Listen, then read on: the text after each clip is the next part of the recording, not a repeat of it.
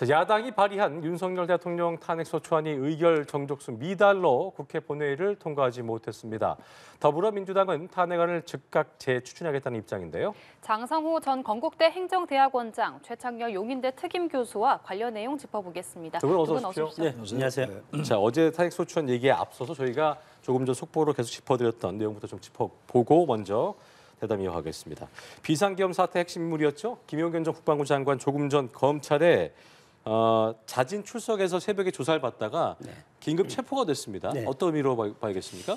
검찰 입장에서는 이번 계엄 발동이 애초에 김용은 전 장관이 건의해서 대통령이 이것을 발동했다고 얘기하지 않았습니까? 네네. 그렇기 때문에 이번 비상계엄의 모든 것을 김용은 전 장관 주도하에 이루어졌는지 예. 그리고 이것이 대통령과 어떤 커넥션이 있는지 그리고 밑에 여인영 방첩사령관과 이진우 수방사령관, 곽정근 특전사령관 예.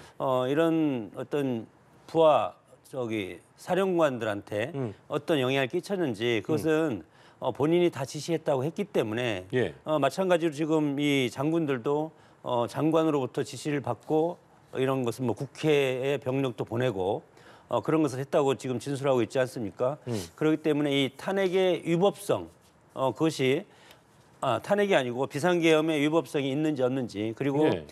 내란죄와 관련해서 어떻게 성립할 수 있는지 이것이 검찰이 지금 가장 시급하게 확보할 수 있는 그런 자료가 김용은 전 장관한테 있기 때문에 예. 긴급 체포할 수밖에 없었다고 봅니다. 그러니까 이게 검찰이 김 전 장관 측에다 출석 요구한 날짜가 따로 있었잖아요. 네. 그런데 불구하고 김 전 장관이 급히 조사를 받으러 먼저 간 거란 얘기죠. 갔는데 사실 뭐 그 압수수색 같은 물적 증거도 확보도 해야 되는데 그 전인데도 불구하고 긴급 체포가 됐어요. 어떤 의미로 보셨어요? 구속영장은 아닙니다만 구속된 건 아닌데 긴급 체포에 따른 얘기는 일단 인신을 구금하지 않으면 증거인멸의 우려가 있다고 판단한 것 같아요. 잡아놓고 조사를 좀 해야 된다. 체포라는 거는 이제 구속하고는 다른 거니까 체포도 이제 일정한 시간만 이제 가능한 거란 그렇죠. 말이에요. 이제 그 김용현 전 장관은 당연히 이제 계엄을 건의했다고 이제 알려져 있어요 지금. 국방부 장관 전 국방부 장관이 건의해서 대통령이 이제 시행한 비상계엄이 이렇게 알려져 있는 건데 이 김용현 전 장관은 이른바 충암파라고 해가지고 예. 여인영 방첩사령관 뭐 지금 직무 정지돼 있습니다만 대기 발령 나 있는 상태죠. 그러니까 언제부터 이 비상계엄을 하기 위한 모의가 시행이 됐으며 또 김용현 전 장관이 대통령의 지시에 의했던 거지 물론 건의했다고 돼 있습니다만 어느 정도까지 이 비상계엄의 역할을 한 거를 밝혀내야 되겠죠. 예. 그리고 국회의원들을 빼내라 이런 지시를 했다라는 거 아니에요? 지금 그 특전사령관의 말에 의하면 말이죠. 이런 것들에 대한 그 진실 여부를 밝혀내야 돼요 일단. 그 지금 내란죄로 검찰이 수사를 하려는 거예요 지금. 예. 내란죄라는 게 원래는 검찰의 수사 영역이 아닌데 직권남용의 수사를 하면서 이제 관련 범죄로 하겠다는 게 검찰의 의지고. 네. 그래서 이제 군 검찰도 같이 이제 하게 돼 있는 건데 아무튼 김용현 전 장관이 이번 어떤 비상계엄에 물론 가장 그 핵심은 대통령이었고 윤석열 대통령이고 그 다음에 핵심 역할을 한 게 김용현 전 장관이면 분명하기 때문에 일단 긴급 체포해서 일단 증거 인멸은 막겠다라는 의지가 반영된 게 아닌가 이렇게 보여집니다. 예. 예. 그 이제 내란죄가 형법 제 87조에 있는 조항인데 예. 이 내란죄는 두 가지입니다. 하나는 국가 권력을 전복하는 건데 물론 뭐 통치권자를 무너뜨리고 본인이 정권을 장악하기 위한 그런 목적도 있을 수가 있고 그것이 내란일 수도 있고 그리고 두 번째는 영토 전체나 일부를 장악해서 그것으로부터 이제 국가의 헌법적인 테두리를 벗어나는 예. 그런 부분도 있고 중요한 것은 국헌문란을 목적으로 폭동을 일으키는 것도 내란죄로 성립이 되기 때문에 지금 이 국헌문란이라는 것이 지금 핵심적인 것이 국회 병력을 보낸 것이 가장 핵심적인 겁니다. 비상계엄의 요건에서 국회는 치외법권으로 87년 헌법제재에서 빼놨기 때문에 국회 병력 비상계엄이 발동을 하더라도 국회에 병력이 갈 수가 없음에도 불구하고 누가 국회에 병력을 보냈냐. 물론 여기에서는 의사진행 방해는 했다고 볼 수도 있고 하지 않았다고 볼 수 있고 그래서 지난번에 용산 대통령실 입장은 헌법적인 테두리 내에서 했다 그렇게 얘기했지만 지금 기물 파손이라든가 뭐 여러 가지 군 병력이 국회에 진주했기 때문에 이것이 어떻게 보면은 국헌 문란의 목적이 있고 그러면 이것을 누가 지시하고 명령했냐 예. 그것이 핵심적인 것 아니겠습니까? 그렇기 때문에 그 핵심적인 키를 쥐고 있는 사람이 김영현 전 국방장관일 수밖에 없기 때문에 지금 예하 부대 사령관들도 마찬가지로 다 모든 것은 다 김영현 장관이 지시했다. 그 지시를 받고 했다. 그렇게 했기 때문에 김영현 장관의 휴대폰이나 포렌식이나 그리고 김영현 장관의 여러 가지 진술 이런 것이 상당히 중요한 포인트라고 보기 때문에 검찰이 김영현 장관도 마찬가지입니다. 지금 상당히 혼선이 돼 있기 때문에 본인이 미리 들어가서 이거에 대해서 전부 다 밝히겠다. 그런 지금 자세로 지금 검찰에 들어가서 검찰도 마찬가지로 일단은 체포하고 구속영장 청구를 해야만이 법적인 절차가 진행되지 않겠습니까? 그런 법적인 정리 단계에 들어갔다고 봅니다. 그렇군요. 예. 사실 그 보면은 아까도 제가 잠시 여쭙습니다만 아까 말씀하신 것처럼 이제 이 내란 이 행위사 이번 사태에 있어서 비상겸 사태에 있어서 핵심 인물이기 때문에 검찰이 정해진 날짜가 있었는데 불구하고 네. 일단 출국 금지 5일에 되면서 이제 그때 면직 처리가 됐기 때문에 더 이상 공무원 신분이 아니어서 뭐 어떤 사안의 긴급성도 그렇겠고요. 중대성에 따라서 선제적인 조치를 취한 것일 텐데 네. 오늘 새벽에 자진 출석할 때는 그 의미를 또 어떻게 보셨어요? 뭐 좀 전에 제가 말씀을 드렸지만 군 출신 아니겠습니까? 그리고 오랫동안 뭐 경호실장, 대통령실에서도 근무 2년 정도 했고 예. 이런 상황이고 평생을 수방사령관까지 한 군인입니다. 그렇기 때문에 이 모든 건 본인이 판단해서 대통령한테 건의했고 그리고 대통령이 국무회의를 통해서 의결을 해서 비상계엄을 선포했고 그리고 예하부대에서 뭐 방금 제가 말씀드린 여인영, 이진우, 곽종군 사령관 이런 사람들한테 모든 건 장관인 본인이 지시를 했다. 예. 그렇기 때문에 이것에 대해서 본인이 모든 책임을 지겠다. 그래서 하루빨리 검찰 조사에 임해서 지금 상당히 혼란스럽지 않습니까? 그렇습니다. 그리고 뭐 국회는 국회대로 그리고 또 검찰은 검찰대로 또 경찰은 경찰대로 각각의 수사가 진행되고 있기 때문에 이 혼란스러운 양상을 본인이 들어가서 다 깔끔하게 해결을 하겠다. 그런 취지로 읽힙니다. 긴급 체포기 때문에 아까 말씀하신 것처럼 구속영장 청구가 구속이 아니고 네. 그렇기 때문에 뭐 검찰 입장에서도 굉장히 좀 빠르게 속도감 있게 수사를 진행해야 될 텐데 신병 확보 관측이 있었고 체포가 됐습니다. 어느 부분에 수사에 좀 집중을 하게 될 거라고 보십니까? 그 내란죄 혐의입니다. 혐의가 내란죄인 것이고 내란이라는 게 형법상에 지금 말씀하신 것처럼 있고 또 하나가 형법상에 국헌문란죄도 있어요. 국헌문란죄가 따로 있어요. 형법에 보면. 예. 그러니까 이번에 같은 경우는 내란과 국헌문란이 저는 같이 적용될 수 있다고 보는 건데 김영현 장관이 상당히 오랜 기간 전부터 비상계엄을 모의했다는 그런 여러 가지 보도도 있습니다. 지금 특히 이제 군과 관련해가지고 안보와 관련해가지고 오물풍선을 빌미로 해서 오물풍선을 날린 곳에 대한 원점 타격을 얘기했다. 예. 그 부분을 합참이 거부했다는 보도가 있었어요. 그러니까 다시 말하면 오물풍선의 그 원점을 타격한다면 남북간에 뭐 국지전을 넘는 전쟁이 일어날 수 있는 상황이었다고요. 그게 사실인지 모르겠습니다만 그렇죠. 확인하지 그런 않는 보도들이 부분이죠. 있어요. 예. 보도들이 있는데 아닌 게 아니라 김영현 전 장관이 상당히 과격하고 이제 그런 발언을 많이 해왔어요. 경호처장 출신이 이제 국방장관이 된 건데 그런 상황 속에서 윤 대통령이 몰린 정치적 위기를 타개하기 위한 그러한 생각을 생각보다 제법 오래전에 해왔을 수 있어요. 그 내란의 어떤 그 기도라고 볼 수가 있는 거죠. 그런 점을 이제 검찰이 얼마나 수사하냐의 문제고 이게 김영현 전 장관뿐만이 아니라 곽정근 특전사령관이나 이진우 수방사령관, 여인영 방첩사령관 이런 사람들 이 사람들의 주장이 좀 엇갈린 면이 있습니다 지금. 예. 엇갈린 면이 있기 때문에 이 부분도 분명히 수사를 해야 돼요. 어디까지가 진실인지. 그렇죠. 그리고 이 사람들도 어쨌든 간에 이 비상계엄에 관련돼 있는 인물들이에요. 본인들도 사과를 했고 말이죠. 예.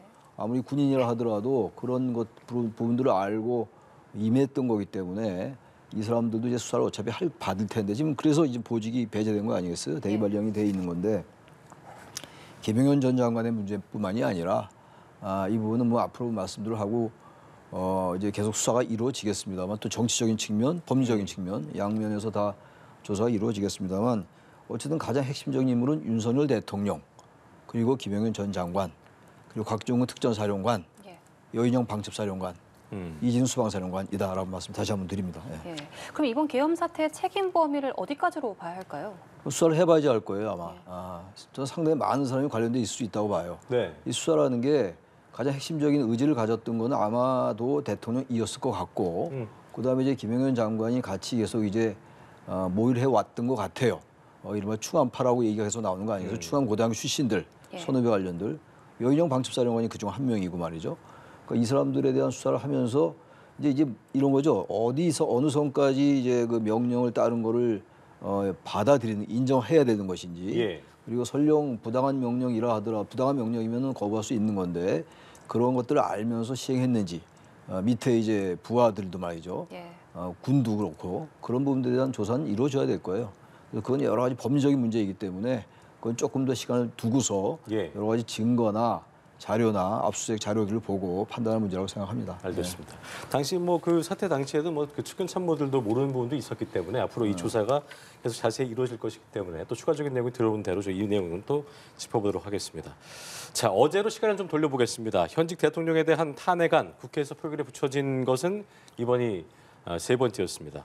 윤 대통령 탄핵안 의결 정족수 부족으로 표결이 결국 부결이 아닌 표결이 무산이 됐는데요. 어제 과정 상당히 길게 이루어졌습니다. 어떻게 보셨는지부터 들어보겠습니다. 여당과 야당은 진영 논리가 부딪힌 것도 같고 그리고 국민은 상당히 지금 혼란스럽지 않습니까? 비상계엄 45년 만에 비상계엄이 발동이 돼서 국민들도 상당히 지금 상처를 입고 우리 국민 모두가 그렇게 걱정하고 있는 이 마당에 지금 백화장면식으로 이 해법에 대해서 나오는 것 같습니다. 네. 그래서 물론 민주당 입장에서는 이것이 내란죄고 위헌이고 그렇기 때문에 빨리 대통령 직무를 정지시켜서 국정을 정상화시키겠다. 그것이 이제 야당의 본질적인 임무라고 생각도 듭니다. 네. 여당은 여당 나름대로 지난 2016년 박근혜 전 대통령 탄핵 국면을 떠올리지 수밖에 없지 않습니까? 예. 그때 당시에 여러 가지 국정 마비 그리고 헌정 중단 이런 배경에서 상당히 국가적인 혼란이 있었다. 그래서 민주당과 국민의힘 탄핵을 경험했던 국민의힘 3선 이상의 의원들은 그때 당시의 기억이 엄청나게 떠오를 것이고 그러기 때문에 이 이제 극심한 혼란이 지금 시작된다고 보고 야당은 대안 세력으로서 우리가 질서 있는 퇴진이라든가 아니면 즉각적인 탄핵을 통해서 정지시킨 다음에 다시 새로운 정권을 찾아오겠다. 그런 것이 이제 야당의 목적이고 여당 입장에서는 아직 대통령실이라든가 지금 검찰 조사가 진행되고 있기 때문에 이 사실이 헌법 위반인지 그리고 내란죄가 되는지 그런 것이 아직 불확실하기 때문에 이것은 여러 가지 검찰 조사나 헌재 조사나 이런 걸 통해서 밝혀야만이 지난 2016처럼 그런 어떤 국가적인 혼란 상태가 오지 않을 것이다. 그렇기 때문에 지금 국민의힘과 민주당의 어떤 그 마지막 목표는 같습니다. 예. 이 사태를 해결하기 위해서는 윤석열 대통령이 조기 퇴진, 질서 있는 퇴진. 질서 있는 퇴진 그 목적은 같은데 그 방식에 대해서 다르기 때문에 그렇죠. 지금 이런 갈등처럼 보이는데 원래 탄핵 국면을 거치거나 여러 가지 국가적인 재난 상태를 보면은 여러 가지 백과장맹 상태의 그런 것들이 있고 거기에 또 각 진영에서는 거기에 맞춰서 지금 광화문하고 여의도에서 상당히 큰 시위가 있지 않았습니까? 예. 그런 것이 우리의 80년대, 87년 그 거리의 정치 이런 것들이 우리가 관성화되어 있기 때문에 지금 상당히 혼란스러운 시간을 보내고 있지만 이것이 어느 정도 시간이 지나면 그래도 차분하게 해서 해법이 도출되리라고 봅니다. 어제 우원식 의장이 국민의힘 투표 불참에 대해서 부끄러운 일이고 기다리다가 이제 결국 불성립을 선언하면서 폐기가 됐는데 그 과정들을 좀 어떻게 지켜보셨어요? 저는 국민의힘은 정당으로서 국민의 신뢰를 상실했다. 상실했다. 그렇게 생각합니다. 왜냐하면 지금 뭐 수사를 아직 해봐야지 헌법 위반이냐 이걸 알 수 있다는데 그건 말이 되는 얘기가 아니에요. 대한민국 국민이 5천만이 넘습니다만 얼마나 많은 사람이 12월 3일 날 비상계엄이 헌법 위반이 아니라고 생각하겠어요. 수사를 하고 이제 결국은 법리적으로 밝혀내야 되겠습니다만 네네. 지금 이 상황 속에서 국민의힘이 질서 있는 퇴진을 얘기하고 있는데 헌법과 법률 위반한 대통령 탄핵해야죠. 아니 헌법에 나와 있잖아요. 헌법과 법률 위반한 대통령에 대한 탄핵. 헌법을 지켜야 되는 거 아니에요? 대한민국 헌법 질서에 입각한 나라입니다. 질서 있는 퇴진하면 말이 좋은 얘기인데 정말 질서 있게 퇴진해서 국정이 정상으로 돌아오고 지금 안보 경제 뭐 엄청난 위기 아니에요 지금 미국의 트럼프 출범을 앞두고 있는 상황 속에서 말이죠. 근데 말이 좋아서 질서 있는 퇴진이 어떻게 질서 있게 퇴진합니까? 전 그게 참 이해가 안 가는 게 대통령이 이 선에서 물러났다고 어제 한동훈 대표 얘기를 하더라고요. 예. 담화로 말이죠. 우리 당에 일임하겠다. 전 대통령이 대국민 담화를 하면서 우리 당이라는 표현을 쓴 것도 도저히 이해할 수 없습니다. 개인적으로. 국민에게 일임하겠다라든지 국회가 판단해 주시라고 얘기하는 게 기본이에요. 대통령이 지금 대국민을 상대로 지금 담화를 발표하고 사과를 하는데 우리 당이라니요. 대통령이 일개 정파의 지금 수장입니까? 일개 정파의 수장으로 비상계엄을 일으킨 건가요? 그거 아니지 않습니까? 근데 그러고 나서 한동훈 대표는 12월 3일 날 그 비상계엄 직후에는 위헌이다, 위법적이다라고 얘기했는데 그리고 바로 전날 그저께는 업무를 정지해야 된다, 직무를 정지해야 된다고 얘기한 게 바로 한동훈 대표였어요. 예. 근데 어제 저 담화가 있고 난 다음에 대통령이 이미 이선 후퇴했다. 대통령 권력은 지금 있는 거예요. 이선 후퇴를 했으니까 이제는 질서인 퇴진해야겠다. 말은 좋은 말이에요. 아무런 혼란 없이 하면 그거를 바라지 않을 국민이 누가 있겠습니까마는 대통령의 엄연히 대통령의 권력이 살아있는데 어떻게 퇴진하죠? 질서 있는 퇴진을 어떻게 합니까? 그럼 이선 후퇴라는 건 어떻게 하는 게 이선 후퇴? 헌법에 나와 있질 않아요.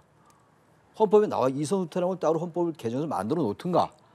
이런 탄핵 상태가 발생했을 때 대통령 이선 후퇴는 이러이러한 것을 이선 후퇴라고 한다고 하면 얘기가 됩니다. 대통령을 끌어내리는 게 목적이 아니라 규정이 돼 있다면 대통령을 끌어내리는 게 문제가 아니라 아무튼간 이선 후퇴라는 게 이선 퇴진, 이선 후퇴 질서인 퇴진이라는 게 대단히 앰비기어스예요. 애매모호합니다. 모호성. 전략성 모호성이라는 얘기 많이 하죠. 아니, 뭘 어떻게 하니 이선 후퇴입니까? 그럼 예를 들어서 책임 총리가 이루어졌다고 생각해요. 국회 뭐 야당이 인정한 책임 총리가 들어섰다고 합시다. 예. 그럼 총리가 뭘 하려 할 때 대통령이 이선 후퇴했으니까 아무 말도 못 할까요? 이게 이제 어제 오늘 내일 이라면 대통령이 아무 말씀 안 하실 거예요. 근데 한 달 지나고 두 달 지나고 석 달 지나면 대통령이 가만히 있겠습니까? 대통령인데 국군 통수권자인데 네. 그럼 책임 총리가 국군 통수권 행사할 수 있을까요? 국군 통수권은 대통령이 권한입니다. 대통령이 아무리 이선 후퇴했다 하더라도 그건 정치적인 부분이잖아요. 예. 대한민국의 정치적 약속 지켜진 게 있어요? 책임 총리 언제 지켜졌나요? 여야 후보들, 대선 후보들? 근데 저는 질서인 퇴진이라고 얘기하고 이선 후퇴하는 얘기하는 거 국민의힘. 게다가 아까 질문으로 돌아가서 적어도 국회의원들이 들어가서 표결을 하게 해야 될 거 아니겠어요? 얼마나 스스로들이 부끄러우면 아예 의원들 투표를 못하게 하겠냐고요. 다시 말하면 의원들이 투표하면은 당론으로 부결을 정했다 하더라도 탄핵이 가결될 것 같으니까 퇴장시켰다는 게 형식놀이를 맞는 거 아닙니까? 그러니까 국민의힘의 불안함도 좀 보셨던 건가요? 그 부분을? 아, 그렇게 안 보세요? 말이 안 되는 얘기죠. 왜 퇴장시키냐고요, 의원들을. 의원들 헌법기관에서 표결을 하기 위해서 그 자리에 나타난 거예요. 근데 의원들 왜 아예 그 퇴장시킵니까? 그 어제 우원식 국회의장 말이 정확히 맞아요. 그건 여야 당파의 문제가 아니고 의원들에게 그럼 당론으로 부결을 했으니까 부결하게 하면 돼요. 왜 제가 기억나는 게 작년인가요? 주호영 국회 부의장 때 야당이 체포동의안에 대해서 안 들어가려고 하니까 엄청 비판했어요. 주호영 국회 부의장이. 그 지금 왜 그 가만히 있죠? 어제 오늘 보도 보니까 주호영 의원이 아예 퇴장시킨 게 낫겠다는 보도가 제가 뭐 정확하게 본 건지 모르겠는데 그런 보도 봤다고요, 제가. 어제 그 중진들 얘기 중에서. 예. 이렇게 하면 안 돼요. 부결 가서 하든가. 그리고 정말 만약에 의원들이 가결이 맞다고 생각하면 가결되는 게 맞는 것이고 그러니까 스스로들이 야 이건 대단히 위험하다 가결될 것 같다 그러니까 퇴장시킨 거잖아요. 그렇게 하면 안 되는 거죠. 이게 국민의힘이 저도 민주당 많이 비판해왔던 사람이고 국민의힘에 대해서 많이 지지했던 많이 했어요. 사안에 따라서. 이재명 대표 비판 많이 해왔고 제가 봐도 이재명 대표나 민주당이 방탄했던 거 맞고 말이죠. 탄핵 남발했고 그렇다고 해서 국민의힘이 이렇게 하면 어떻게 됩니까? 이제 앞으로 이 국민의힘 말이죠. 이재명 대표의 방탄을 비판할 자격이 없어졌어요. 이제는 어제부로. 예. 예. 저도 한 말씀 그러니까 드려야 되겠 정당 기능 어떤 상실을 얘기하실 만큼 강한 비판하셨는데 네. 뭐 아까 그 애매모호했던 표현은 그 질서 있는 퇴진도 그렇고 근데 어제 일단 부결로 됐으면 될 거 당론 정해졌는데 왜 그걸 빼서 이렇게 폐기가 되게 했나 이에 대한 비판도 많이 나오고 있기 때문에 네. 그 부분 한번 짚어볼까요? 예. 그 투표행위, 국회에서 투표행위는 여러 가지가 있습니다. 기권도 있고, 그리고 불참도 있고, 의사 표현입니다. 그래서 물론 당론에 따라서 그렇게 했을 수도 있고, 지금 국회가 전쟁터 아닙니까? 민주당도 수없는 양쪽이 다 꼼수를 부리고 있다고 봅니다. 김건희 특검법을 11일 날 한다는 것을 갑자기 땡겨서 하고, 그리고 어제 7시에 했다고 그러는데 또 5시로 당기고 그런 것들이 다 상대방의 약점을 노리고 실수를 유도하기 위한 그런 전략 아니겠습니까? 그래서 상대방이 꼼수로 하면 꼼수로 대응할 수밖에 없는 것이 우리 국회의 현실이고 만약에 역지사지로 이 상황이 반대됐다 하더라도 민주당의 선택은 정말 들어가서 자유롭게 투표하라고 했을까? 우리 국회가 그런 지금 뭐 자율투표가 있습니까? 어제 안철수 의원 같은 그렇게 용기 있는 그런 의원이 가는 몇이나 됐는지 예. 그걸 저는 이제 한번 묻고 싶고 그리고 이제 우리 정당이라고 표현을 이제 대통령이 했는데 우리 정당이라는 것은 집권 여당을 뜻하는 겁니다. 집권 여당은 대통령을 배출한 정당이고 만약에 대통령을 배출한 정당에서 대통령이 잘못하면 모든 건 다 집권 여당이 책임을 질 수밖에 없습니다. 운명 공동체입니다. 지난 4월 총선 때 저도 출마를 했지만 네. 중앙정치 대통령이 여러 가지 국정의 난맥성을 보여서 참패하지 않았습니까? 같이 가는 겁니다. 그래서 마찬가지로 이번 이 비상계엄도 마찬가지로 이것에 대해서 헌법의 틀을 완전히 벗어나고 그렇게 잘못했다면 집권 여당이 책임을 져야 된다고 봅니다. 그렇기 때문에 지금 사과도 하고 정치적 책임, 법적 책임 다 지겠다는 것 아닙니까? 집권 여당이 그래 우리가 잘못했으니까 우리 다 던질게 민주당한테 해보라. 그러면 과연 그것이 집권 여당의 책임을 다한 것인가? 그래도 최소한 이렇게 위헌적인 이런 비상계엄을 발동을 한 것 이거에 대해서 우리가 심판도 받고 책임도 지고 그리고 대안도 마련할 그런 지금 여러 가지 지금 몸부림을 치고 있지 않습니까? 정치인들은 살아야 됩니다. 국민의 민심을 얻고 살아야 되는 방식을 찾기 위해서 하는데 그럼 민주당이 즉각 끌어내려서 대통령 탄핵하자 했을 때 국민의힘도 마찬가지로 정치 결사체로서 그것이 만약에 그대로 따라가서 국민들이 우리를 100% 지지하면 그렇게 합니다.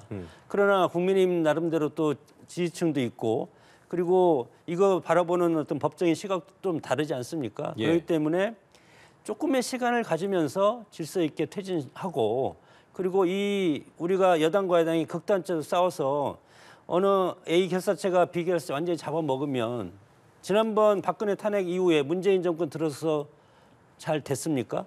마찬가지라고 생각합니다. 그렇기 때문에 이 탄핵 이후를 생각하는 것이 집권 여당의 책임이기 때문에 바로 동의할 수가 없고 그것은 좀 더 이 해법을 논의하고 그렇다고 제2 계엄을 하지 않겠다고 하지 않았습니까? 예. 그렇기 때문에 질서 있는 퇴진 이것을 준비하는 것이 집권 여당의 책임이고 이것이 안 되면 집권 여당 자격이 없고 그다음에 반납해야죠. 국회의원도 마찬가지입니다. 예. 예, 알겠습니다. 그런가 하면 국민의힘에선 안철수, 김예지, 김상욱 의원 이렇게 3명이 본회의장에 남거나 돌아와서 한 표를 행사했는데요. 이런 모습은 어떻게 보셨습니까? 뭐 그렇습니다. 민주당에서 과거에 이재명 사법 리스크가 지금 상당히 크지 않습니까? 거기에서 이재명 대표에 대한 퇴진을 요구하거나 그런 분 저는 보지를 못했습니다. 일극화된 그런 민주당의 체제고 국민의 입장에서 보면 저 개인적으로는 상당히 부럽습니다. 그런 것들이. 어떻게 저렇게 일극 체제로 일사불란하게 가나 상당히 그 정치력의 놀라움을 제가 표할 수밖에 없고 국민의힘은 여러 가지 지금 갈라져 있습니다. 사실 보수는 잘 단합이 안 됩니다. 과거 같으면 진보가 분열하고 보수는 단합하고 그런 논리인데 지금은 국민의힘의 어떤 여러 가지 계파 갈등이 심하고 그리고 자율성이 상대적으로 지금 높기 때문에 예. 대통령 인정하지 못한다고 얘기하지 않습니까? 소장파들은. 예. 그리고 퇴진하라, 탄핵해야 된다. 그렇게 얘기하고 안철수, 김혜지, 김상욱 의원 나갔다가 다시 들어오지 않습니까? 당에서 당론을 어기는 것은 당 대표도 당론을 어기면 해당 행위로 그 자리에 내려와야 될 겁니다. 이것이 지금 당론이라는 것이 상당히 당으로서는 똘똘 뭉쳐있는 그런 것이 이제 당론을 위주로 가는 건데 이 당론을 위배한 거 아닙니까? 그 정도로 국민의힘은 이런 자율성이 보장돼 있고 그나마 지금 집권당으로서 비판을 많이 받지만 그래도 지금 이 자율성과 이 의원 개개인의 이런 노력 이런 것들이 있기 때문에 그래도 아직은 희망이 있다고 봅니다. 뭐가 자율성이 있다는 거예요 도대체가. 국회의원들 투표를 막았잖아요. 어제 투표 퇴장시키고 그게 자율성이 있는 정당인가요? 그 지금 예를 들는 게 안철수, 김혜지, 김상우 의원이 그나마 있지 않느냐 이런 논리잖아요. 민주당은 그나마도 없었다. 지금 민주당에 대해서 아까 제가 말씀드렸잖아요. 비판 많이 했다고. 민주당이 잘했다는 거. 그럼 이 국면에서 민주당을 끌어들일 건 전혀 없어요. 이 국면이 끝난 다음에 여러 가지 또 다시 뭐 김건희 여사 특검 얘기가 나오고 여러 가지 얘기가 나오고 이재명 대표 사법 리스크가 나올 때 이재명 대표 그 당시 비판하면 돼요. 예. 근데 이 상황에서 갑자기 이 민주당 끌어들여가지고 민주당 이남아도 있었느냐라는 논리는 저는 논리적이지 않다고 생각해요. 뭐가 이 정당이 자율적인 정당이에요. 그 김건희 여사 특검도 투표하지 말든가. 어차피 정당들은 전략적이고 정략적이고 그래요. 당파적이고 말이죠. 근데 이 사안이 그냥 일상적인 정책적 실패 이런 게 아니잖아요. 예. 비상계엄 아닙니까? 대한민국의 정치를 45년 전으로 후퇴시킨 헌법에 전혀 위배되는 군 병력을 국회에 난입시켜가지고 국회 기능을 정지하려 했고 여야 정치인들 체포하려 했고 그 시도가 있었다고 알려져 있는 거 아니겠어요? 이걸 일상적인 다른 정책 사안과 같이 대비하면 안 된다 이런 말씀 제가 드리는 거예요. 그나마 안철수 사안의 중대성을 같이 비교하면 안 된다 그 말씀이신 거죠? 그렇죠. 안철수, 김혜지, 김상우 의원이 그나마 용기 있는 행동을 한 거고 다른 의원들이 비겁한 거죠. 국민의힘이 당으로서 그 개인이 비겁하다는 게 아니라 국민의힘이 이런 행동은 대단히 비겁하게 짝이 없는 행동이라고 비판 안 할 수가 없어요. 들어간 다음에 당론을 부여하고 그래서 투표를 가결하는 사람 할 수 없는 거죠. 그걸 아예 김건희 여사 특검법 끝나자마자 바로 나오는 그 행태 어떤 이유로 합리화될 수 있겠습니까? 과거에 민주당도 아니고 그때 그 민주당 비판했잖아요. 그냥 그 당시. 그래서 이제 와서 이 국면에서 민주당 끌어들여고 민주당 이남아라도 했냐라는 논리는 전혀 성립되지 않는다는 게 저희 개인 생각입니다. 예, 아까 말씀하신 것처럼 이제 투표라도 해서 부결 나온 것과 하지 않고 폐기된 것에 대한 비판을 해주셨는데, 자 아까도 그 말씀도 해주셨었어요. 최 교수께서 이제 그 전략적 모호성 얘기하시면서 이선 후퇴를 하긴 하는데 이선 후퇴를 과연 뭐 이게 법에 규정된 것도 없고 탄핵이 안 된다면은 뭐 어떤 방식으로 이선 후퇴를 할 것인가 그런 거에 대한 이제 오늘 논의를 하기 위해서 한동훈 대표와 한덕수 총리가 11시에 당사에서 이제 만나기로 했단 말이죠. 장소가 바뀌었습니다. 여당 내에서 거론되고 있는 임기 단축 개헌도 그렇고요. 뭐 거국 내각 구성도 그렇고 이런 구체적인 얘기가 나올 거라는 예상이 나오고 있는데 그 방법적인 부분에 대한 장 교수님의 그 생각을 좀 들어보겠습니다. 예. 어제 탄핵이 표결 불성립으로 인해서 집권 여당 나름대로 책임이 있습니다. 그래서 대통령 탄핵을 같이 가세해서 탄핵을 해서 직무정지를 시키던가 아니면 어제 직무정지 시키지 않았다는 것은 집권 여당이 그나마 이것에 대해서 방금 말씀하신 여러 가지 조치를 대통령과 함께 하던 아니면 대통령을 이선 후퇴하고 그리고 나서 뭐 법적인 책임은 법적인 책임대로 하고 그리고 이제 여러 가지 뭐 과연 임기 단축 개헌을 할 것인가 그리고 뭐 우리 헌법에 책임 총리라는 것은 없지 않습니까? 그러나 이제 총리라는 것은 국정을 통할한다. 대통령이 명을 받아서 국정을 통할한다. 이렇게 돼 있기 때문에 대통령이 전면에 나서기가 상당히 어려운 상황입니다. 지금 수사도 받아야 되고 그렇기 때문에 대통령의 명은 지금의 국정기조가 있지 않습니까? 이 국정기조와 대선 공약을 기반으로 해서 일단 대통령의 여러 가지 신변 정리가 끝날 때까지는 총리가 할 수밖에 없습니다. 그럼 누가 합니까? 총리도 못한다고 하면은 그다음에 누가 합니까? 외교부 장관이 해야 됩니까? 순위에 따라서 그렇기 때문에 책임 총리라는 것은 없지만 그럼에도 불구하고 지금 한덕수 총리가 지금 윤석열 대통령의 여러 가지 직무와 관련된 것이 정리될 때까지는 역할을 해야 되기 때문에 그것이 책임 총리라고 생각할 수밖에 없고 물론 집권 여당이 여기에 대해서 책임을 질 수밖에 없기 때문에 집권 여당의 대표인 한동훈 대표와 그리고 지금 총리가 여러 가지 국정에 대해서 지금 논의할 수밖에 없고 이것이 국정의 안정화가 아니고 국정을 이끌어 가야 되지 않습니까? 민생도 있고 외교 안보 여러 가지 안보 위협도 있기 때문에 그렇기 때문에 그런 측면에서 지금 대통령의 여러 가지 신분이라든가 이런 것이 정리될 때까지 예. 할 것이고 장기적으로 봐서 그러면 뭐 지금 우리가 개헌도 해야 되는데 사실 대통령 선거와 국회의원 선거를 맞추던가 지방의원 선거와 지방선거와 대통령 선거가 맞추던가 그것이 사실은 이번 기회가 저는 좋다고 봅니다. 그렇기 때문에 물론 야당은 여기에 대해서 뭐 받아들이지 않을 것 같고 또 거국내각도 있는데 거국내각 지금 야당이 바뀌었습니까? 노무현 대통령도 거국내각을 하려고 했었고 박근혜 전 대통령도 거국내각을 하려고 했었고 다 실패했습니다. 그러니까 임기 단축과 거국내각은 둘 다 안 받을 것이다. 네, 뭐 안 받으리라고 보고 민주당 입장에서는 지금 상당히 급하지 않습니까? 여러 가지 법적인 문제도 있고 그렇기 때문에 탄핵을 계속 하려고 노력을 할 것이기 때문에 예. 상당히 국정 여러 가지 정치적으로 상당히 혼란기가 지속될 가능성이 크다고 봅니다. 일단 한동훈 대표는 뭐 대통령 퇴진 시까지 대통령은 사실상 직무 배제될 것이고 총리와 국정을 협의하겠다 밝히면서 일단은 뭐 방법적으로 이제 해야 될 부분이 있기 때문에 오늘 또 총리와 만나서 이러저런 뭐 구체적인 얘기를 할 텐데 질서 있는 퇴진이라는 것은 이제 전제 조건이 여야가 뭔가 협의가 좀 돼야 되고 그럼요. 그렇게 이루어져야 될 텐데 지금 매주 표결에 붙이겠다. 표결 무산에 반발하고 있는 민주당과의 어떤 야당과의 협의 가능하겠습니까? 그러니까 저도 질서 있는 퇴진이 있었으면 좋겠어요. 계엄은 계엄이고 벌어진 일이니까 예. 혼란이 더 계속되면 안 되니까 그렇죠. 그 말에 동의하지 않는 사람이 누가 있겠습니까만은 2016년도도 우리가 생각해 봐야 돼요. 그때는 지금보다 사실 지금 보니까 덜했던 거예요. 군이 국회에 난입하지 않았어요 그때는. 예. 근데 지금 그 당시도 이선 후퇴기가 나오고 어제 그걸 잠깐 말씀드리면 9월인가 10월부터 한겨레 신문에 최순실 관련 보도가 나오기 시작했고 그리고 이제 조금씩 검찰이나 경찰 수사에 들어갔었어요. 그건 대통령에 대한 수사는 아니었죠. 그러다가 이제 최순실 씨가 귀국하고 구속됐죠 바로 구속되고 2016년 10월 24일 날 그 어느 종편에 그 태블릿 PC가 보도됐습니다. 그리고 다음 날 박근혜 전 대통령의 대국민 사과가 있었고 그랬었죠. 그런 과정이 있었어요. 그리고 난 다음에 이제 탄핵 얘기가 나오면서 쭉 그 촛불 집회가 이루어지고 말이죠. 그래서 그리고 12월 9일 날 탄핵 소추가 234명의 찬성으로 기억나시잖아요. 의결이 됐는데 근데 이선 후퇴를 얘기하고 대통령의 이선 후퇴 그리고 여야 합의 총리 얘기가 나왔는데 야당도 그때 부담을 느꼈어요. 야당도 그때 대통령 탄핵은 좀 혼란하다라고 해서 그런 분위기로 흘러갔던 거예요.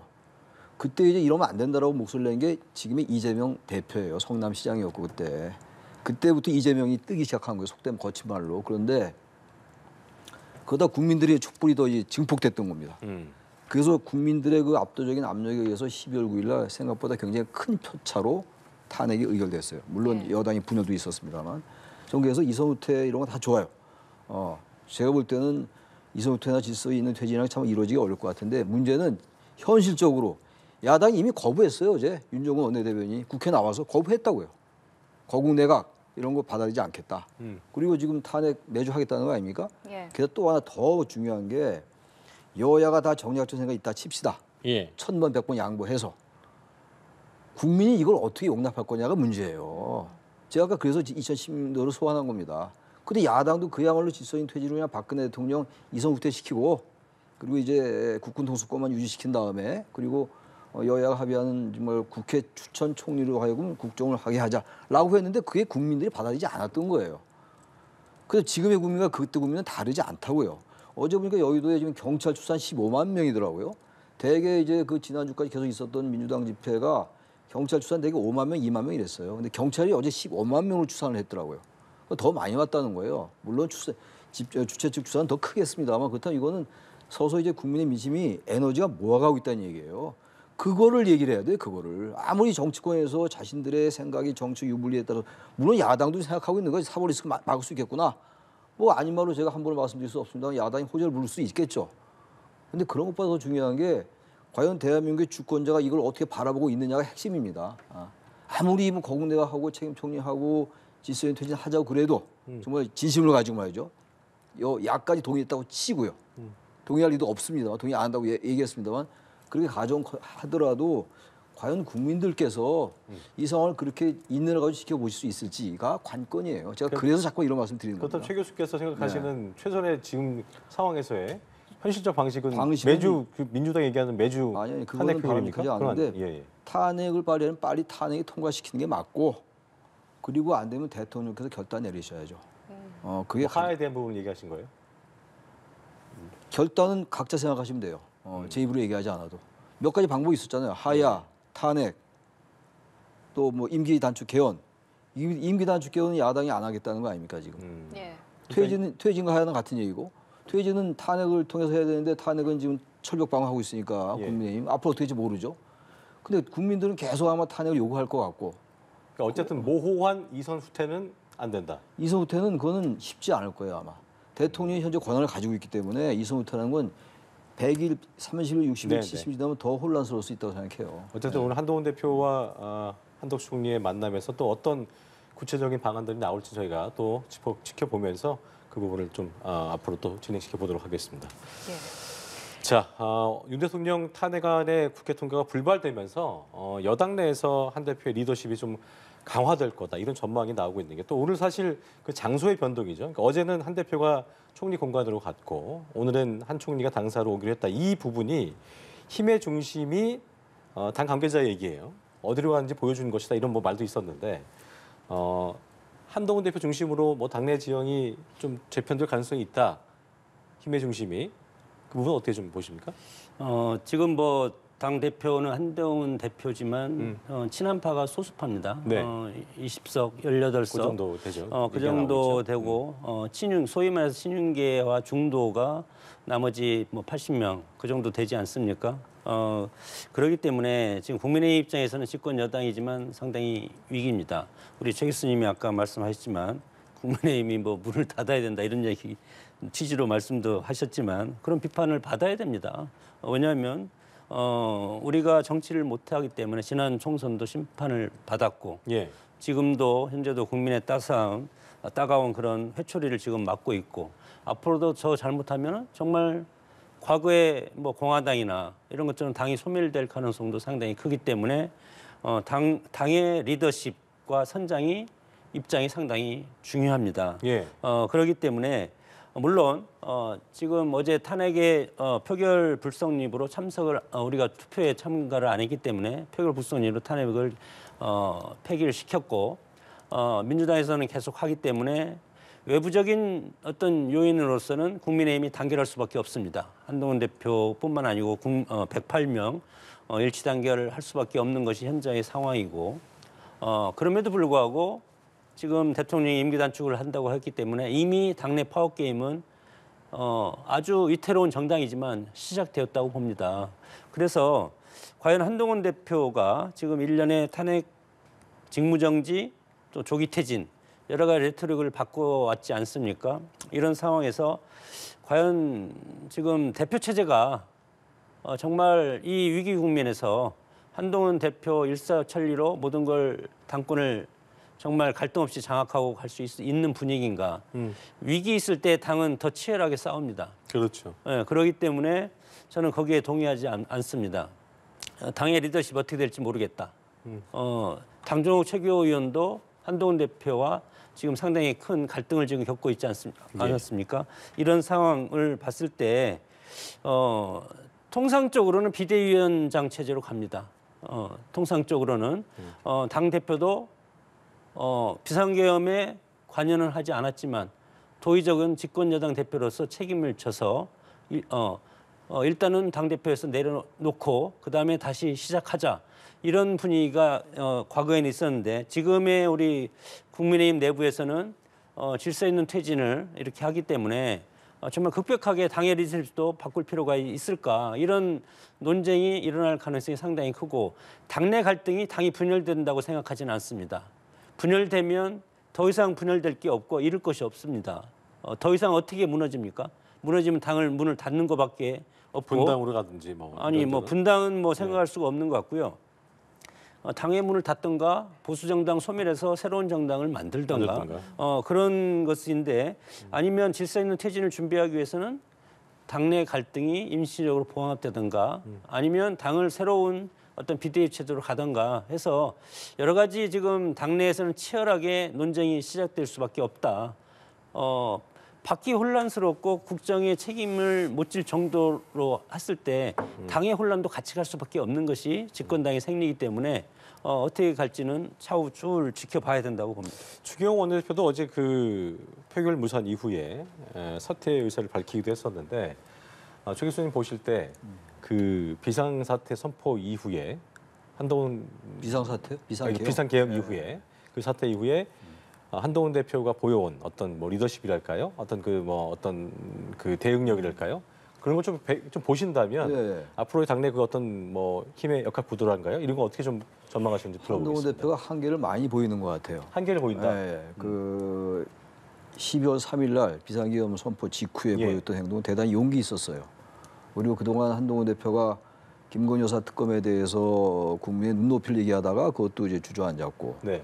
또 최상병 특검도 제3자 추천을 했다가 그것도 사라졌고 특별감찰관 얘기를 했는데 그것도 유야무야 됐고 따라서 한동훈 대표의 정체성이 흔들리는 상황이었는데 비상계엄 직후에 여당 대표답지 않게 위헌적이고 위법적이다라고 얘기해서 한동훈 대표의 리더십이 전 살아날 것 같았는데 한 며칠 사이였습니다만 한동훈 대표 속마음은 제가 알겠어요. 근데 지금 워낙 당내 세력이 없으니까 결국 이제 제2의 뭐 조기 퇴진을 얘기했어요. 제2에서는 후퇴한 거다라고 얘기를 했단 말이죠. 예. 그렇게 간단하게 치부할 문제가 아닌데 그동안 한동훈 대표의 여러 가지 그 정권을 비판한 거에 비춰 본다면 그렇게 간단하게 얘기할 건 아니었다고요. 다른 대표 같으면 그렇게 얘기하는 게 맞죠. 한동훈 대표는 그래도 상당히 그 각을 세우고 그랬잖아요. 그러고 비판을 있잖아요. 했고 예. 이른바 대통령과의 갈등이 상당히 그 최고조로 달하고 그랬었는데 그런 한동훈 대표에 비하면 어제 담화 이후에 그럼 대통령 담화 1분 51초로 끝나는 건 아니었잖아요. 근데 그렇게 쉽게 제2성 후퇴한 거나 마찬가지다. 이렇게 얘기를 하는 걸 봐서 글쎄요. 이거는 뭐 쉽게 얘기할 수 있는 상황은 아니에요. 세력이 없는 상황에서 그렇다고 계속 대통령을 비판하기는 어려웠을 겁니다. 현실적으로. 근데 전 조금 좀 아쉬운 게 한 대표가 12월 3일 날 계엄 직후에 그런 얘기를 한 기조를 좀 유지했으면 오히려 리더십이 확립될 수 있었어요. 근데 어제는 사실 친윤에게 굴복한 거거든요. 또 하나 제가 이건 좀 다른 얘기인데 참 아이러니하다고 느낀 게 장동혁 최고가 갑자기 이렇게 급선해가지고 강경으로 말이죠. 김건희 여사 특검 통과되거나 탄핵이 통과되면 나는 최고위원 그만두겠다. 그동안 행동은 뭐였어요 도대체? 또 하나 지금 물론 홍장원 국정원 1차장이 주장입니다만 지금 뭐 몇 명을 체포하려 했다는 거 아니에요. 우원식 의장, 이재명 대표, 한동훈 대표 등등 많이 있잖아요 지금. 그 뭐 대통령실은 이제 아니라고요. 그러니까 그 주장에 의하면 다수제가 다르잖아요. 근데 그런 사람이 한동훈 대표잖아요 거기에. 그럼 한동훈 대표 이른바 친하게라는 사람들은 자기의 세력의 수장이 체포당할 뻔했는데 체포하려는 사람 쪽에 줄을 섭니까? 그건 제가 봐서 이거는 옳고 그름의 문제를 떠나서 친한 세력도 아니에요. 제가 볼 때. 아니 자기네 세력의 수장이 이 우두머리가 지금 잡힐 뻔했는데 그 잡으려고 했던 사람들 편에 서는 거잖아요. 결과적으로 단순화시키면 그게 무슨 세력이에요? 근데 앞으로 이제 친한 게다 이런 말씀 안 될 것 같아요. 굳이 개파를 따지면 개파 간에 의리는 없다 이 말씀이신 거예요? 의리를 얘기하는 게 아니라 예. 친하라는 게 별로 의미가 없어졌어요. 제가 보니까 이런 상황에서 그 친한다고 어제 다 얘기했지 않습니까? 개파상은 없는 거다. 저기서 앞으로 이제 언론도 친한이라고 쓰지 말고 그냥 한동훈 대표 친한 사람들 이렇게 쓰는 게 맞는 것 같아요. 알겠습니다. 예. 탄핵안 표결에 앞서 진행됐던 김여사 특검법 표결 관련 이야기도 해보겠습니다. 김여사 특검법이 세 번째 부결됐는데 표결에서 6명의 이탈표가 나왔습니다. 네 표였던 직전 10월 재표결 때보다 이탈표가 늘어난 건데 단일 대우가 여당에서 계속 지속될 수 있을지 좀 궁금합니다. 글쎄요, 어제 뭐 자율투표에 맡겨서 물론 당론은 뭐 부결로 정했지만 예.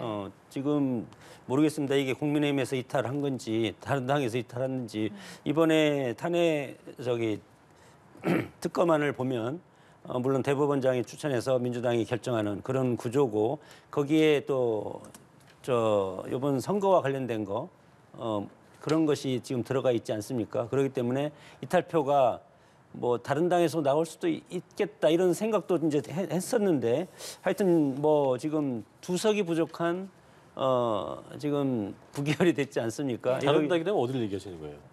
아니 그건 모르겠습니다. 하여튼 예. 뭐 이거와 관련된 명태균 씨와 관련된 그것 때문에 그런 것도 있지 않았을까도 싶은데 하여튼 그걸 떠나서 지금 이 비상계엄 사태 대통령 탄핵과 관련해서 상당히 국민의힘이 흔들리고 있습니다. 예. 흔들리고 있기 때문에 단일 대우가 상당히 이제 흔들리고 있고 이것이 물론 뭐 저는 정당은 뭐 의원 개개인의 의견이 존중돼야 되기 때문에 뭐 이렇게 흔들린 모습을 보이는 것도 일사불란한 것보다 좋다 이렇게 생각하고 이렇게 아슬아슬하게 당론이 지금 지켜지고 있는 이것이 당의 발전으로 다시 전환시킬 수 있는 그런 에너지가 될 수도 있겠다 이렇게 생각이 들고 뭐 이런 특검도 마찬가지로 여당과 야당이 잘 합의를 해서 예. 대화 타협을 통해서 특검이라든가 뭐 여러 가지 이런 것들을 했으면 하는데 지금 상황에서는 지금 그런 게 아니지 않습니까? 예. 지금 25번째 이런 특검 같은 것 이런 것을 지금 주도를 하고 민주당이 하고 있기 때문에 여야 간 타협보다는 정치적인 그런 공방을 통해서 이제 특검이라든가 이런 걸 지금 힘의 위력을 하고 있기 때문에 물론 뭐 이런 지금 계엄 정국 이런 것과는 전혀 무관하게 제가 이런 이제 설명을 하는 것은 이 특검도 마찬가지로 뭐 예. 다음에 또 발의하지 않겠습니까? 그럼에도 불구하고 국민의힘 입장에서는 위헌적이다. 그런 것이 해소되지 않는다면 그런 당론으로 갈 수밖에 없는 사안이라고 봅니다. 예. 이탈표가 늘면서 2표 차로 부결이 됐습니다. 글쎄요, 말이에요. 앞으로 이 금여사 특검법 어떻게 진행될 거라고 그러니까 지금 이제 계속 이탈표가 지금 줄어들고 있단 말이에요. 예. 예. 이제 어제 2표밖에 안 남았어요 이제. 이탈표는 넣는 나 거죠. 이탈표가 넣는 거죠. 헷갈립니다. 그래서 하도 그렇게 많아가지고 이탈표가 넣는 건데 2표밖에 안 남아서 언젠가 통과될 것 같아요. 분위기가 자꾸 저렇게 간단 말이죠. 저는 어제는 그 탄핵은 당연히 부결될 줄 알았고 뭐 성립되지 않았습니다만 결과적으로 예. 부결되고 그리고 김건희 여사 특검은 통과될 가능성이 좀 있다고 예상을 했었는데 그렇지 않았더라고요. 근데 2표 차밖에 안 났는데 저 김건희 여사 특검도 그렇고 이 탄핵도 그렇고 제가 아까도 말씀드렸습니다만 저라고 왜 지선이 되지 원하지 않겠어요. 대통령 끌어내리는 게 뭐가 그렇게 중요하겠습니까? 그렇죠. 근데 중요한 거는 과연 국민들이 이걸 어떻게 바라보냐의 문제예요. 국민들이 납득할 만한. 납득할 만한. 제가 쭉 보니까 아무리 어떤 사태가 나도 여든 야든 보수건 진보건 버틸 때까지 버텨보는데 네. 결국은 국민주권 원리에 결국은 굴복하더라고요. 그건 조선 때도 그랬고 고려 때도 그랬고 그 이름은 민심이라는 거 아닙니까? 예. 그래서 저는 이거는 결국은 국민들이 판단하는 문제다. 그래서 여야가 야당도 뭐 사법리스크 여태까지 제가 뭐 사법리스크 얼마나 비판했습니까 야당 네, 대표를. 네, 네. 그래서 지금 그 얘기할 때는 아닌 것 같고 특히 여당이 국민의 민심을 엄중히 봐야 된다라는 네. 생각이 들어요. 그런 다음에 여러 가지 전략을 모색해야지. 그렇지 않고 여당이 야당의 방탄을 비판해 왔잖아요. 똑같은 논리로 여당은 물론 말은 이제 국정의 혼란을 최소화하는 것 맞는 말씀이에요. 그 충분히 이해하겠습니다. 이해하겠는데 국민들이 그러면 국민의힘이 야당에 대해서 이재명 대표에서 방탄이라고 비판했던 그 논리는 어디 갔느냐. 그러면 여당도 자당 의원들 퇴장시키면서까지 탄핵을 막은 거잖아요. 물론 그건 나라를 위해서 그랬다고 얘기할 수 있다 하더라도 거기에 따라서는 대통령 방탄으로 보일 수 있잖아요. 그런 부분들을 국민들이 어떻게 생각할까를 여당 의원들께서는 심각하게 성찰해야 된다라는 말씀을 드립니다. 제가. 예, 알겠습니다. 알겠습니다. 오늘 말씀 여기까지 듣겠습니다. 네. 지금까지 장성호 전 건국대 행정대학원장, 최창렬 요긴대 특임교수와 함께 대통령 탄핵안 표결 무산 관련 내용 짚어봤습니다. 두분 오늘 말씀 고맙습니다. 고맙습니다. 수고하셨습니다.